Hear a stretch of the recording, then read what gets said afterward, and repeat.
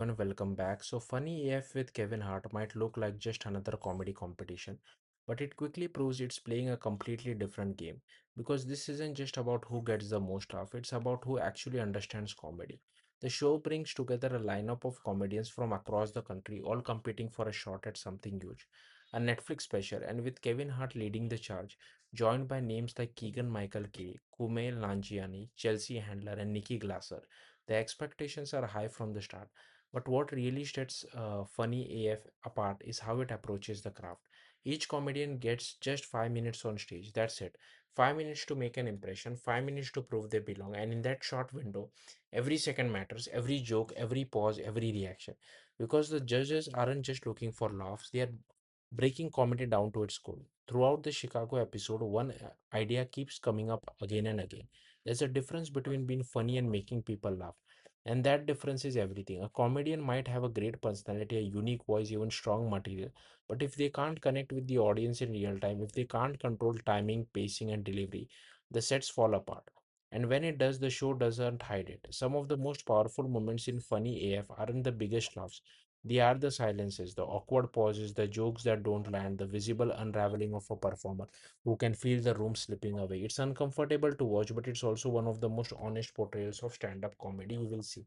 Because failure is part of the process, and this show leans into that. At the same time, when a set works, it really works. In the Chicago episode, a few comedians stand out immediately. Performers who understand not just how to tell a jokes, but how to build momentum, how to guide the audience, how to turn personal experiences into something relatable and sharp.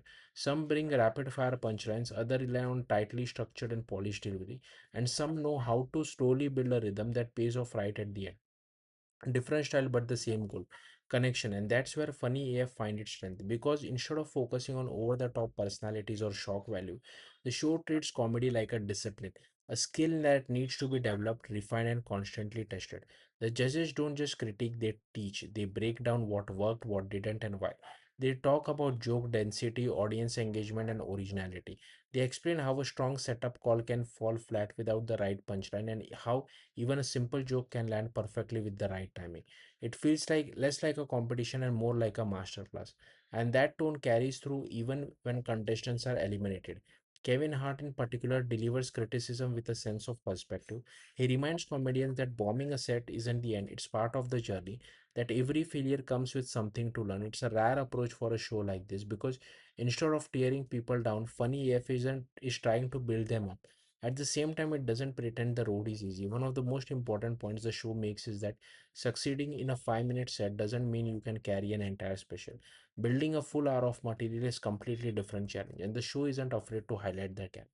As the competition moves forward, the stakes only get higher. The finalists head to next stage, and eventually the audience at home will get involved, voting live as the competition narrows down. But even at this stage, one thing is clear: Funny AF isn't just looking for someone who can get few laughs. It's looking for a true comedian. It's someone who understands the craft, respects the process, and can take everything, success, failure, and pressure, and turn it into something worth watching. And if the Chicago episode is anything to go by, this competition is only going to get sharper, funnier, and a lot more intense. Thank you for watching. Bye.